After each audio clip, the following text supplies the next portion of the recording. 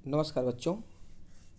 आइए शेमुशी भाग 1 कक्षा 9 के प्रथम पाठ भारतीय वसंत गीति पाठ पर चर्चा करें। यह पाठ वसंत ऋतु पर आधारित है। वसंत के ऋतु में माँ सरस्वती से वीणा बजाने की कामना की गई है। वास्तव में यह गीत है और इस गीत के माध्यम से माँ सरस्वती की कामना की गई है कि इस वसंत ऋतु के आगमन पर, जहाँ चारों तरफ सुगंधित वातावरण छा गया है, जहाँ आम के वृक्षों पर मंजरियाँ लग चुकी हैं, कोयल मीठे स्वर में गीत गा रही हैं, तो ऐसे वातावरण में हे माँ सरस्वती, आप अपनी वीणा की तान छेड़ो और इस वातावरण को और भी मधुर बनाओ। ये गीत पंडित जानकी वल्लभ शास्त्री की रचना है, जो कि काकली नामक गीत संग्रह से ली गई है यह रचना। तो इसके पहले की पाठ को शुरू करें। इसके केंद्रीय भाव को एक बार देख लें। इसमें सरस्वती की वंदना करते हुए कामना की गई है कि हे सरस्वती, ऐसी वीणा बजाओ जिससे मधुर मंजरियों से पीत पंक्ति वाले अर्थात पीले पंक्ति वाले आम के वृक्ष, कोयल का कूजन, वायु का धीरे धीरे बहना, अमराइयों में काले भ्रमरों का गुंजार और नदियों का लीला के साथ बहता हुआ जल वसंत ऋतु में मोहक उठे।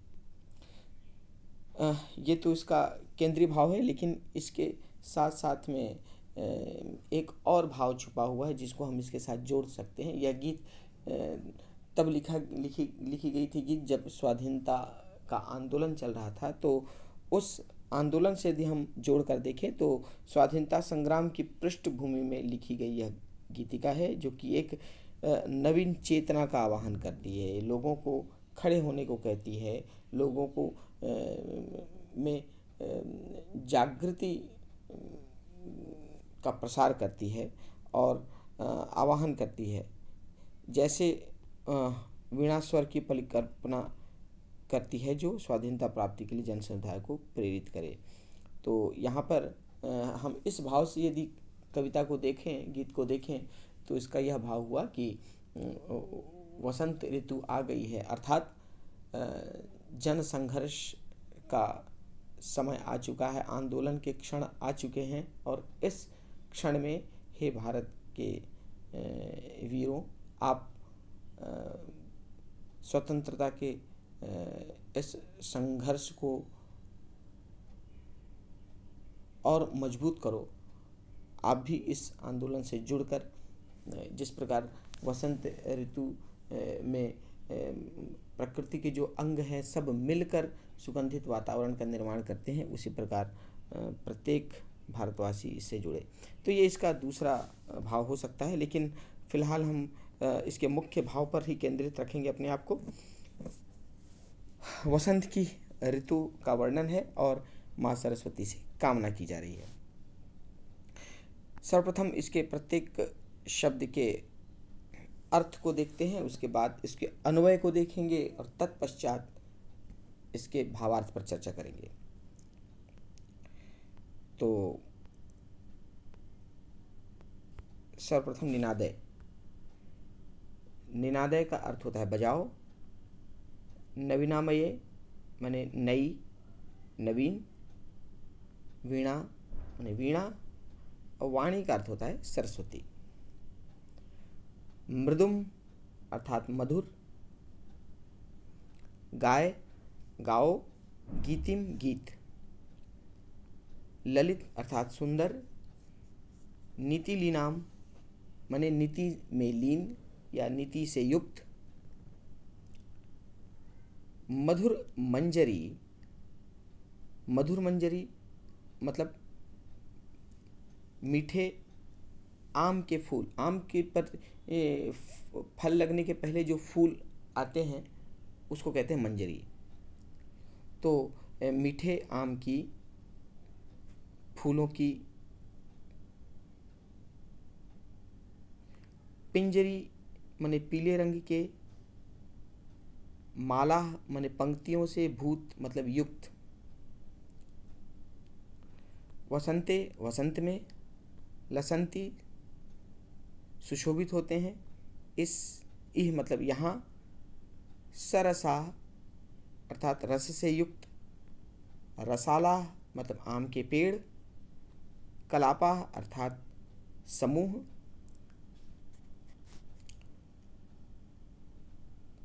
ललित कोकिला काकली नाम। ललित मतलब सुंदर, कोकिला कोयल, काकली नाम अर्थात कोयल के सुंदर स्वर, कोयल के सुंदर स्वर अर्थात कोयल की सुंदर ध्वनि। अब इसके अन्वय को देखते हैं। अन्वय का अर्थ होता है जो कविता जो पद्य से युक्त होती है तो उसमें जो शब्द आगे पीछे होते हैं, क्योंकि ध्वनि की प्रधानता होती है कविता में, तो जब हम उसको गद्यात्मक शैली में परिवर्तित करते हैं तो जो शब्द है आगे पीछे करने होते हैं ताकि गद्यात्मक स्वरूप में उसे पुनः स्थापित किया जा सके। तो आइए इसका अन्वय देखते हैं। अन्वय क्या होगा? शुरुआत होता है वाणी माने हे वाणी अर्थात हे सरस्वती, नवीनामये वीणाम निनादय। इसका मैं रंग बदल देता हूँ ताकि आप लोग को अच्छे से समझ में आ जाए। ठीक है, शुरू हुआ वाणी, ये संबोधन है, हे सरस्वती। नवीनामये माने नवीन, वीणाम वीणा को निनादय बजाओ। वाणी नवीनामये वीणाम निनादय, हे सरस्वती नवीन वीणा को बजाओ। ललित नीति लीनाम, ललित नीति लीनाम, ललित मतलब सुंदर, नीति लीनाम माने नीति में लीन, सुंदर नीति में लीन या सुंदर नीति से युक्त। मृदु गीतम गाय, मृदु माने मधुर, गीतम माने गीत, गाय माने गाओ। मृदु गीतम गाय, मीठे गीत को गाओ। सुंदर नीति से युक्त मीठे गीत को गाओ। ललित नीति लीनाम मृदुम गीतिम गाय, सुंदर नीति से युक्त मीठे गीत को गाओ। आगे बढ़े। अब यहाँ पर आते हैं, शुरुआत करते हैं यहाँ से, वसंते माने वसंत में अर्थात वसंत ऋतु में। इसके बाद आ जाएगा इह, इह मतलब यहाँ, वसंत ऋतु में यहाँ। लसंती जो है वो क्रिया है, इसलिए इसको हम अंत में रखेंगे। वसंते इह माने वसंत ऋतु में यहाँ। मधुर मंजरी, इसके बाद आ जाएगा मधुर मंजरी। मधुर मतलब मीठे, सुंदर, मीठे। मंजरी, मंजरी जैसा मैंने कहा, आम के वृक्ष पर फल के पूर्व लगने वाला जो फूल है उसको कहते हैं मंजरी। मीठे आम की फूलों की, आम के फूलों की, मीठे आम के, मधुर मंजरी मीठे आम के फूलों की। पंजरी माने पीली, भूत माला, माला माने पंक्तियाँ, भूत माने जो बन चुकी हैं, से युक्त हो गई हैं। तो वसंत ऋतु में यहाँ मीठे आम के फूलों की पंक्तियों से युक्त। वसंते इह, वसंत ऋतु में यहाँ मधुर मंजरी पिंजरी भूतमाला। वसंत ऋतु में यहाँ मधुर मीठे आम के फूलों की पीली माला भूत, माला से युक्त, पंक्तियों से युक्त।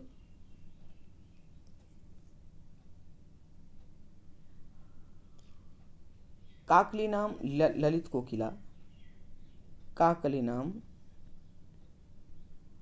ललित कोकिला अर्थात कोयलों की मधुर ध्वनि वाले, सुंदर ध्वनि वाले। कोयलों काकिलाम, कोयलों की मधुर ध्वनि वाले, सरसाः रसालाः कलापाः लसन्ति। सरसाः लसाला, सरसा माने रस से युक्त या मधुर, जिसमें रस हो, मधुर। रसाला मतलब पेड़, आम के पेड़ को रसाला कहते हैं।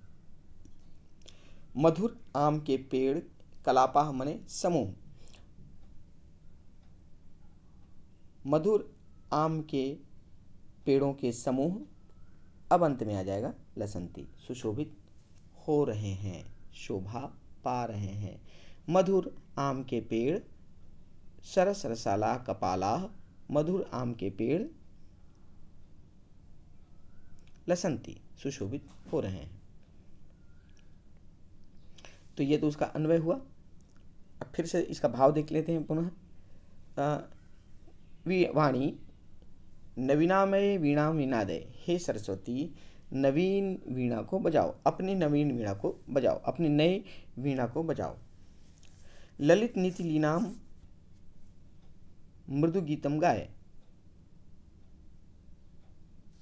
सुंदर नीति से युक्त, ललित नीति लीनाम से युक्त मृदु गीतम गाए, मीठे गीतों को गाओ।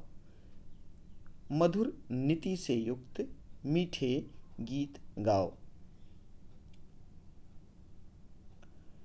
वसंते इह, वसंत में यहाँ, वसंते इह, वसंत में यहाँ, मधुर मंजरी,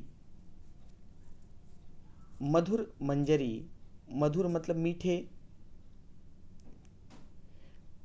मंजरी आम के वृक्ष, आम के फूल, मीठे आम के फूलों की, मधुर मंजरी मीठे आम के फूलों की, पिंजरी माने पीले रंग की, मालाभूत पंक्तियों से युक्त, मालाभूत। वसंत ऋतु में यहाँ मधुर आम के पेड़ों के पीली पंक्तियों से युक्त।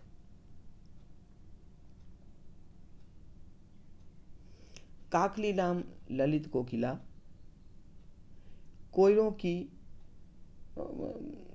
तथा कोयलों की, काकलीनाम कोयलों की ललित कोकिला, सुंदर ध्वनि वाले,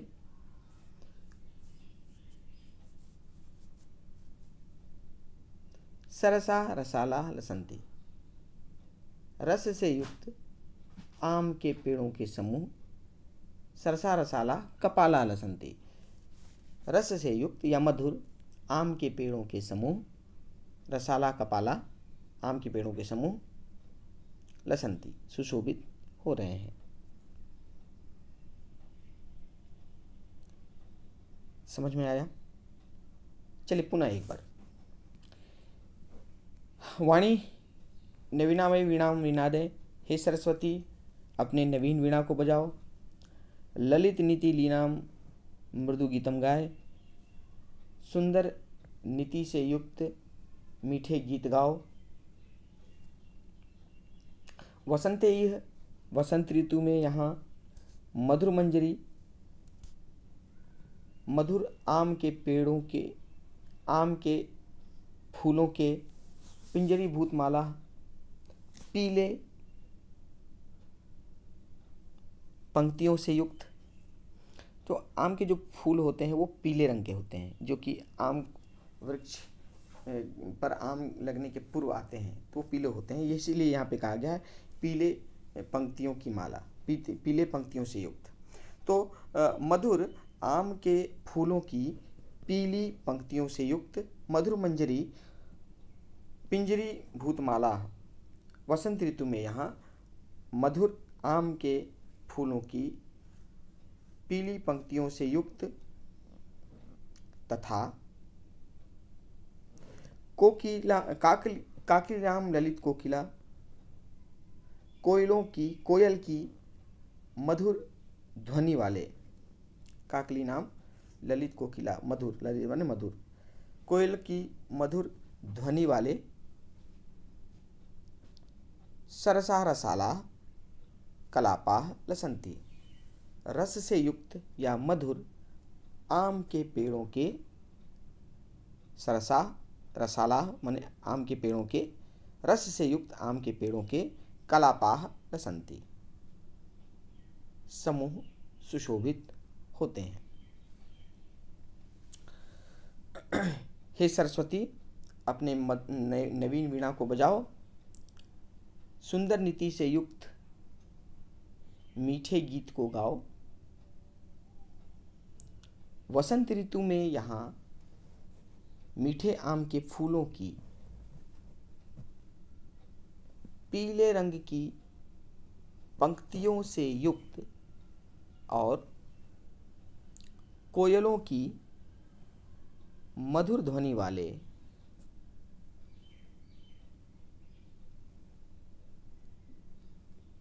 मधुर आम के पेड़ों के समूह सुशोभित हो रहे हैं। तो ये इसका भावार्थ है।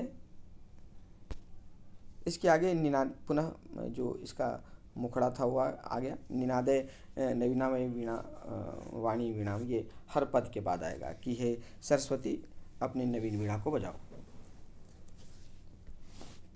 आइए अब इस पद पर आधारित कुछ संधि तथा प्रत्यय से युक्त शब्दों को देख लें। पहला है मृदुम गाय।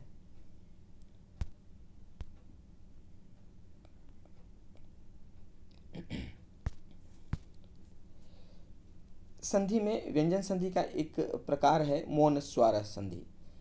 इस संधि के अंतर्गत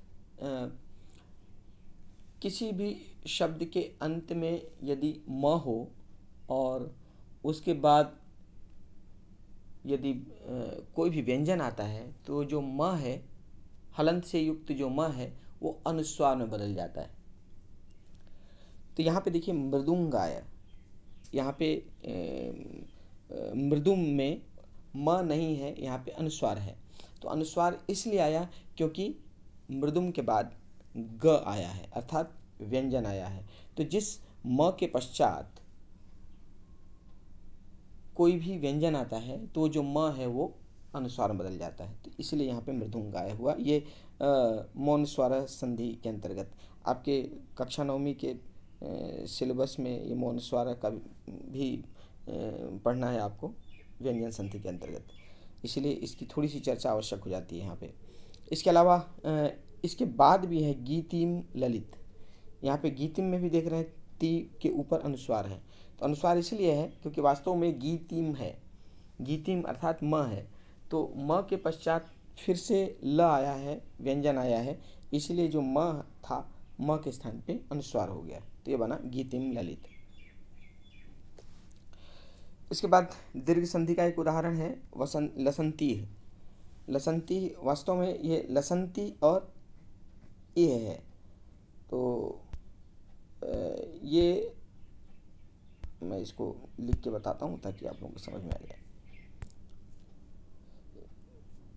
इसके पहले जो हमने चर्चा की थी ये वास्तव में था मृदुम और गाय, ये था, लेकिन म के पश्चात व्यंजन आने के कारण म हट गया और म के स्थान पे अनुस्वार आ गया।